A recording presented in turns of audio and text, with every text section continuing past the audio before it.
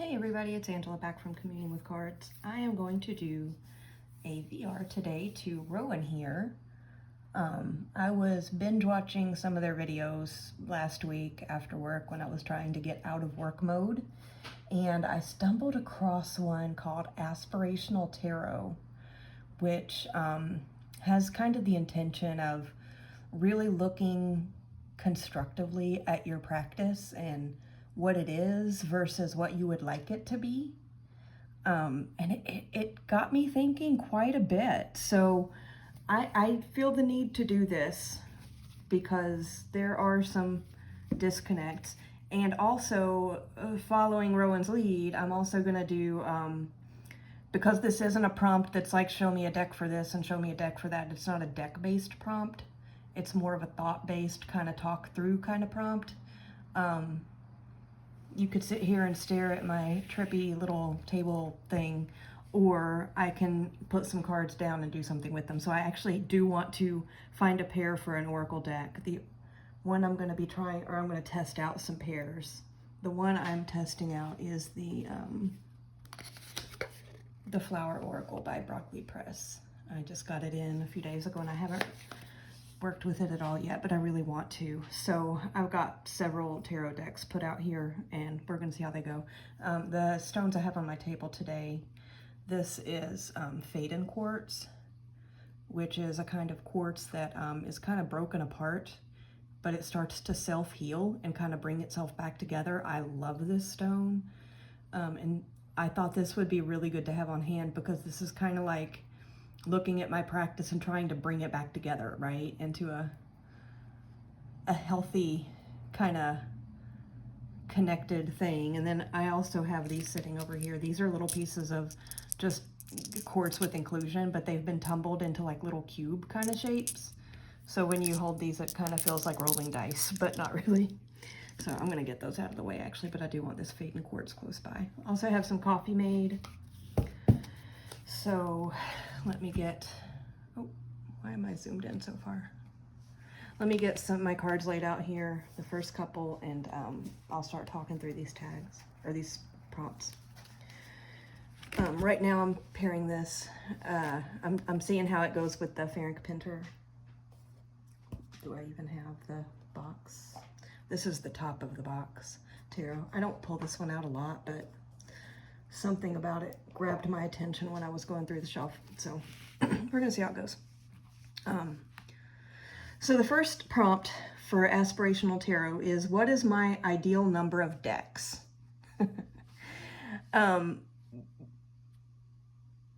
When that prompt came up, when Rowan was doing the video, I thought about it. I was like, well, you know, 50 would be a great number, right?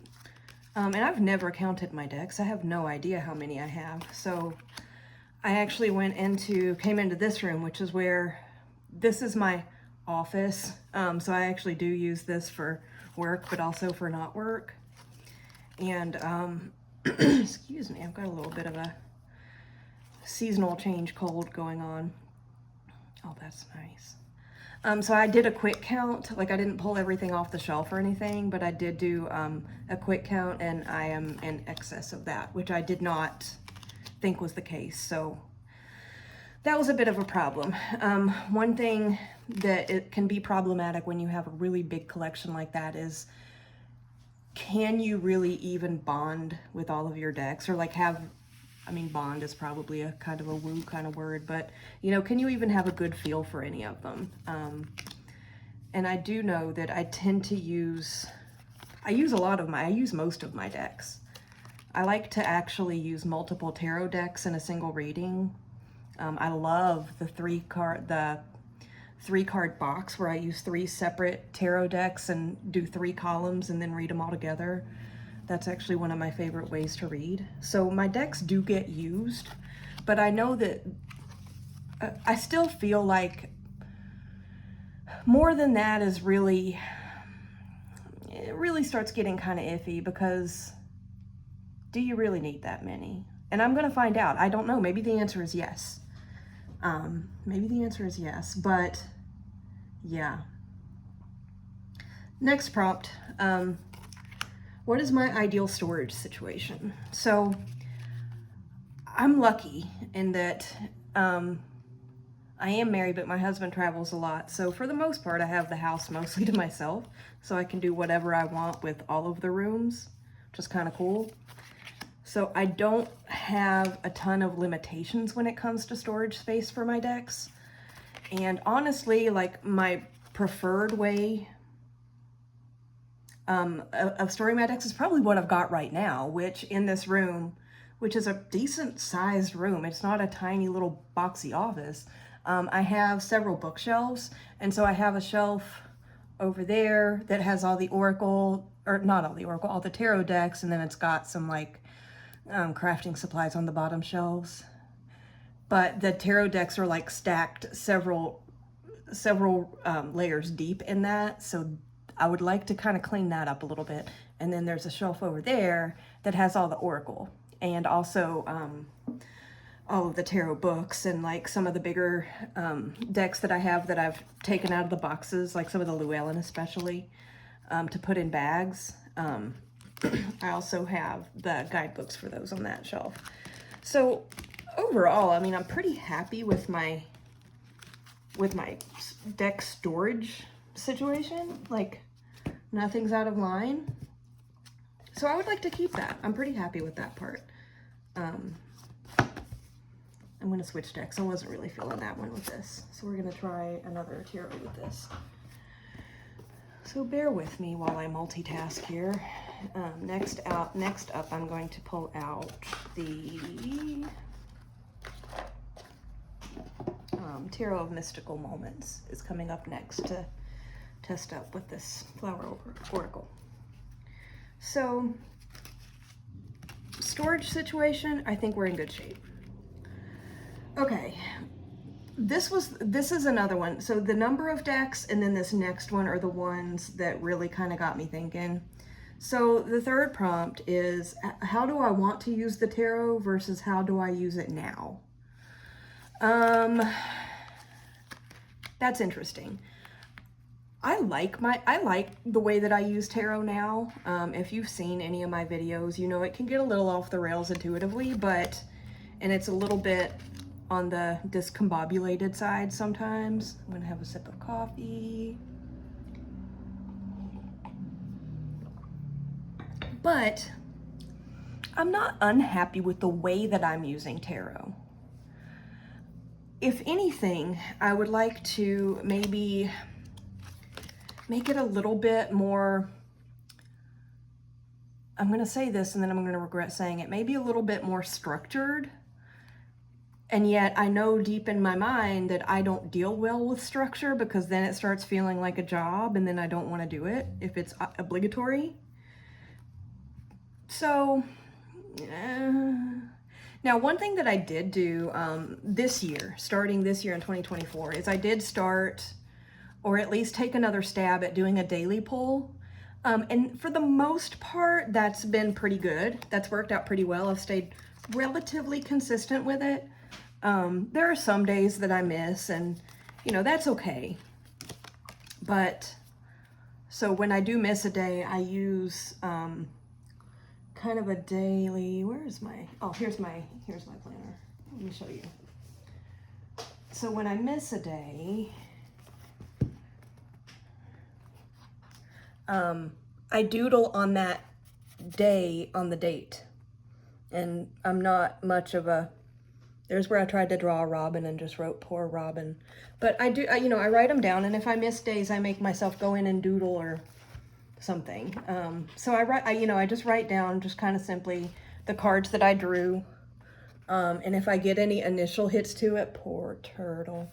If I get any initial intuitive hits on it, I'll go ahead and scribble those down, but then I do revisit those draws at the end of the day. I don't leave the cards out, but I look back at, where I wrote down which cards came out, and I kind of think back and see if anything else pops out kind of as a end of the day reflection. So that's been really good. And I've also been doing, again, not 100% consistent, but more often than not, I've been doing a bedtime pull, and I have specific decks that I like for that. I've not been great at all about writing those down, which makes me sad because just yesterday I did my daily draw, and so I wrote it down and did a little bit of a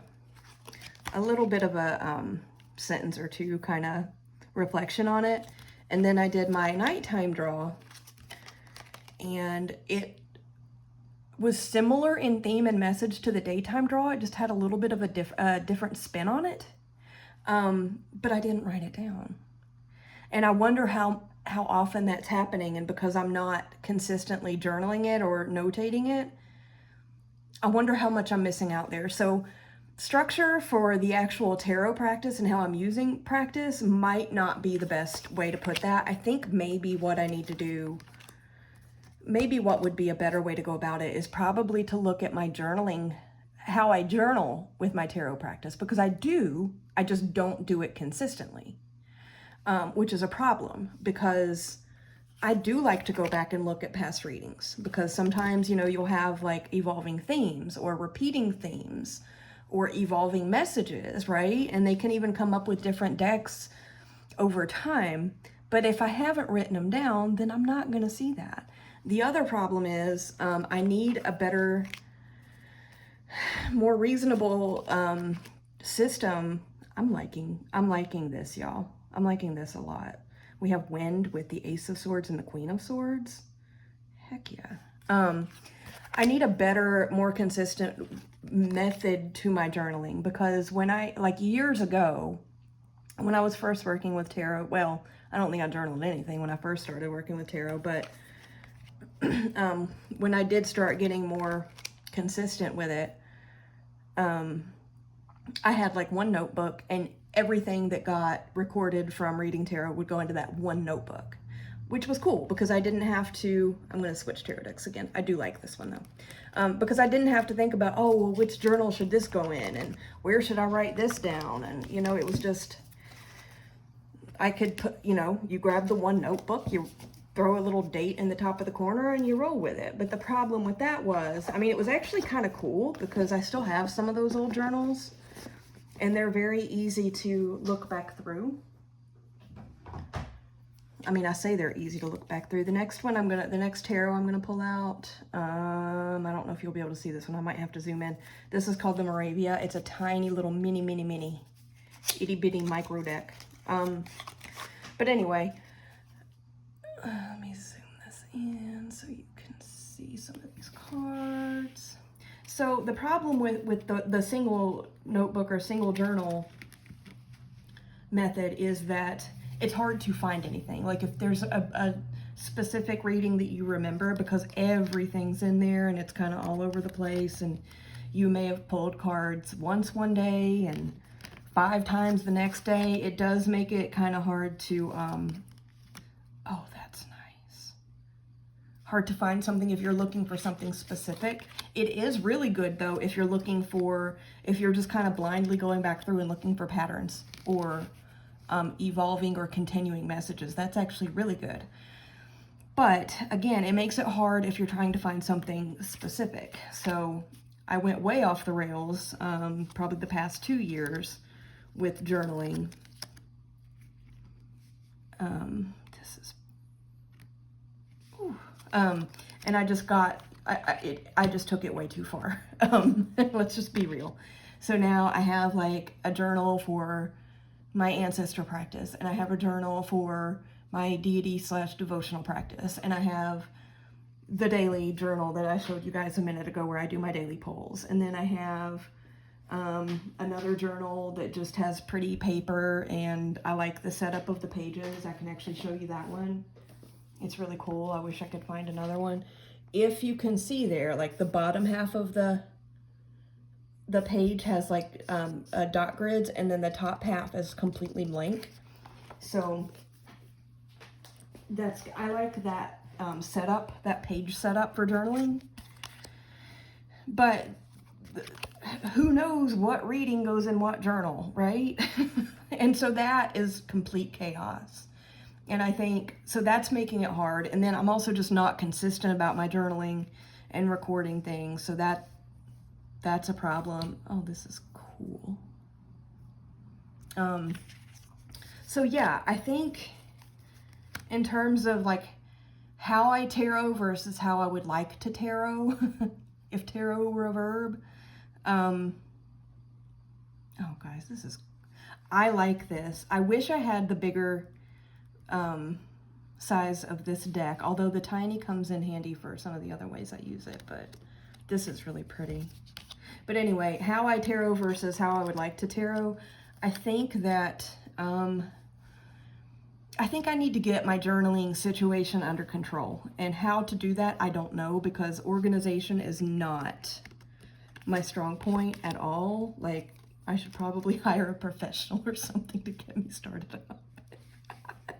But yeah, so that's a whole thing. What else did I write down on this prompt? Let me check my notes over here. So I wrote down more focus and better journaling in a more organized way. In parentheses, I'm all over the place. And then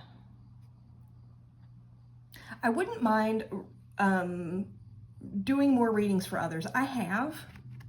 You know, I've read, I mean, I haven't done like public readings or readings for strangers or anything like that, and I don't know if I would want to do that, but I have read for friends and family, and they were actually really impactful for them and for me, because it was, you know, it was one of those things where I wasn't sure what would happen, because that's not the central point. You know, reading for others isn't the central point of my practice, so I wasn't sure if it would work or not, or if I would end up feeling like a complete and utter fraud. But it was actually really impactful. Like, I got that tingle, and you know, down the back of my neck when I pulled the cards. I was like, oh yeah, I totally get this. So that was really cool. So I mean, maybe some more of that. But I mean, how many people do I really have to offer readings to? That could be a problem. So maybe I should try.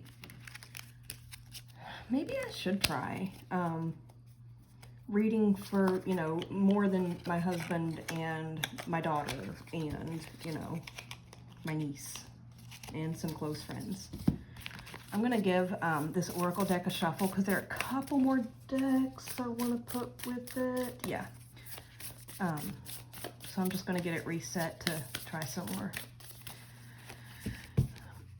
And I got the first card on top again. That's interesting. I'm going to go crazy. Like, I don't know why I feel like I want to look at this, but I actually do want to look at a basic Marseille. I've got the CBD. I don't know why I'm feeling that for this, but what's the worst thing that can happen? I don't like it, right? So yeah, maybe I should. I was actually thinking about, I was talking to my husband recently about my collection. It wasn't when I went and counted that day, it was just in general. And I did tell him that I did probably want to do a little bit of paring down, maybe. Oh, let me zoom back out so you guys, oh, you can see that. You know, so that if there are more decks that I want, I'll have room for them and I won't feel overwhelmed. So I thought about like opening up like a temporary little retail booth thing, like around the holidays, to you know, sell some of my loved decks and maybe even some of the crystals that I don't really use anymore, to kind of pare some of that down. And maybe I could also offer, you know, a quick 3-card reading as part of that. Wouldn't that be cool? I mean, maybe. I don't know if I'll actually do any of that, but he and I did talk about it. He thought it was a good idea. You know, not like a long-term thing, just like maybe for a couple weekends out of the holiday season or something, when there's, you know, actually traffic going through some of the shopping areas in town. I live in a really small town, so we have limited options, right?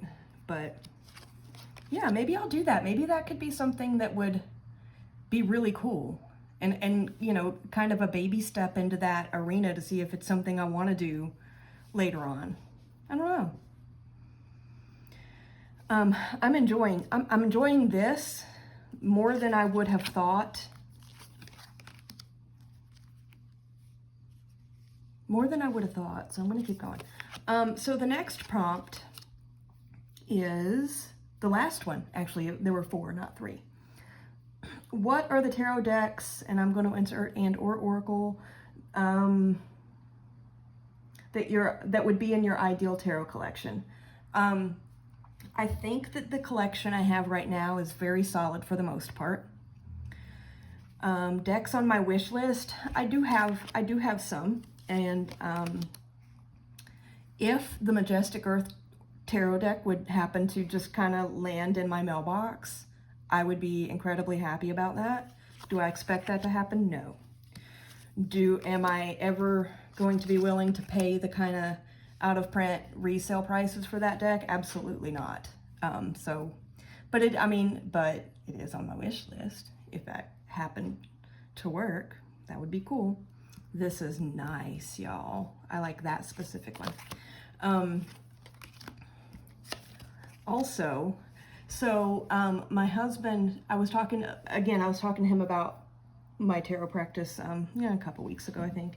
And I did mention to him that I've never been gifted a deck. Not that I have any of the weird superstitious beliefs about that. I just think it would be cool to be gifted a deck. I do like this, but I'm going to try another one because we're almost done with this video, I think.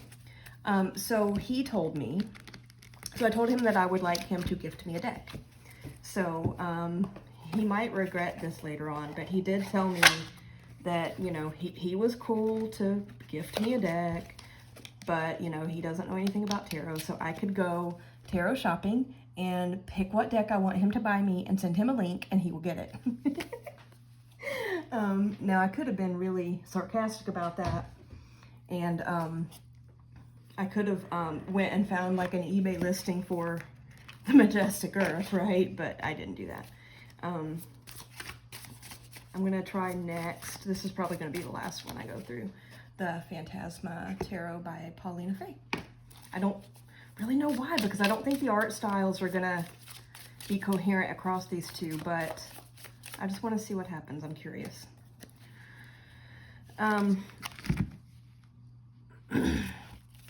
Yeah, I'm not going to do that. I have actually chosen what I want him to get me, and I have sent him the link, and it was, if anybody is curious, it was the Last Unicorn Tarot, the one based on the movie from, I don't remember if it was the 70s or 80s. It was when I was little, but it's the one Lisa Pepez has, and she loves it. It's not the one she created, but the older one.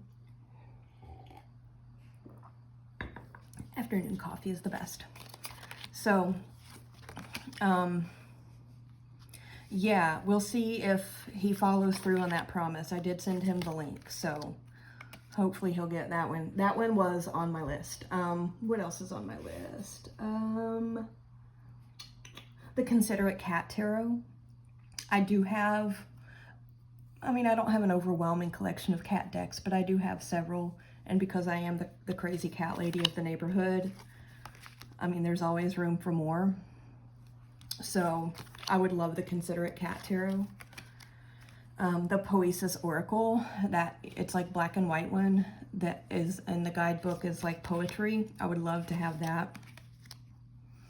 I've almost bought it a few times, but I haven't.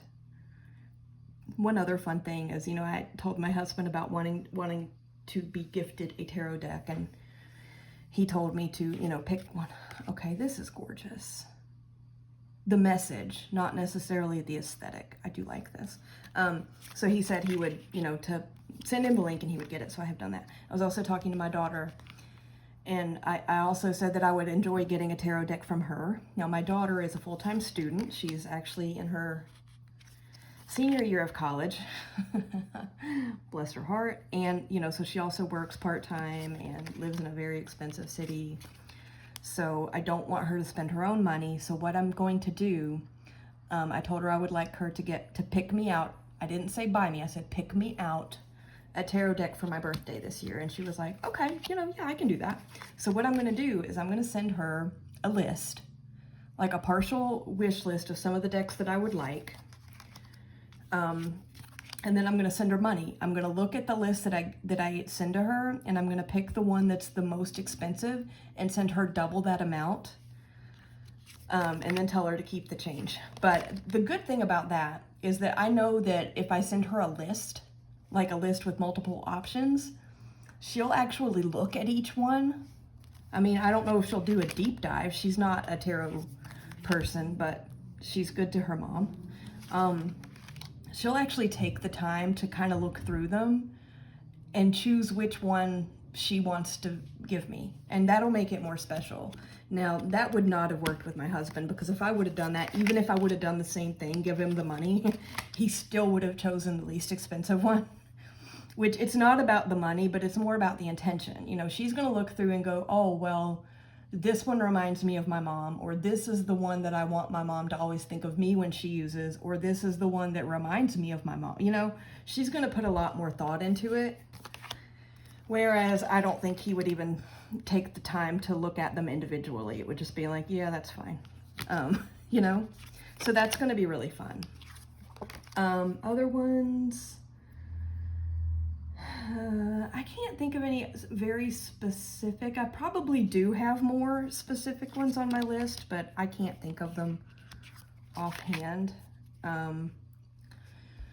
But what I did do, I'm gonna flip one more time, because I really want to see one more of these, because I'm kind of digging this, which is interesting.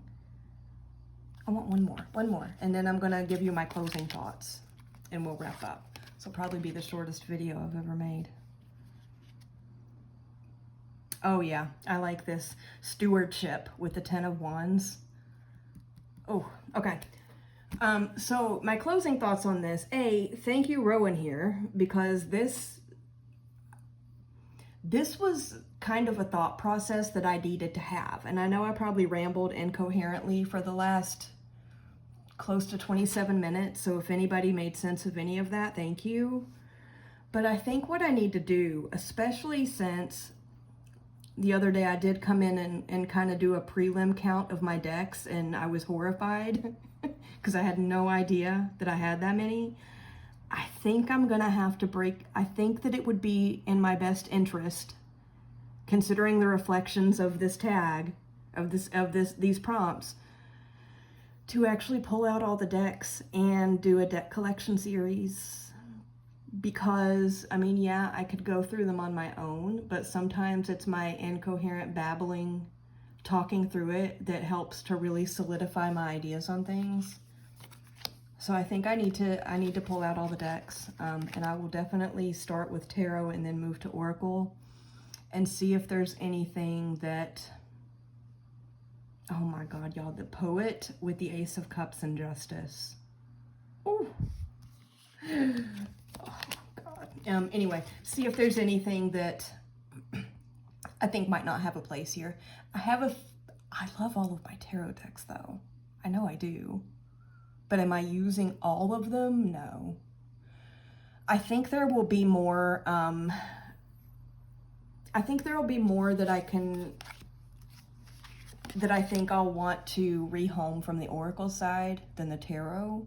But I would like to go through all the tarot, because I'll be honest, where those are stacked several layers deep on those shelves, there's probably things in there there may be things in there that I forgot I had.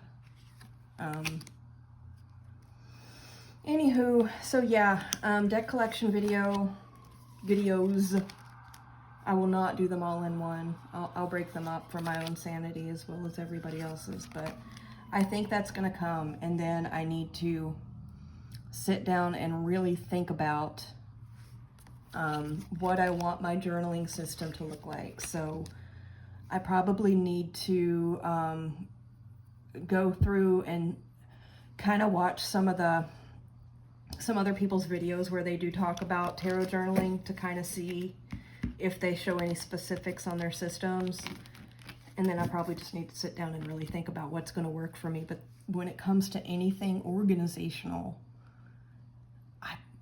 I wish there were, wouldn't it be great if there was like a business you could call and say, hey, our specialty is helping you set up a tarot journaling system. Let us come and help you.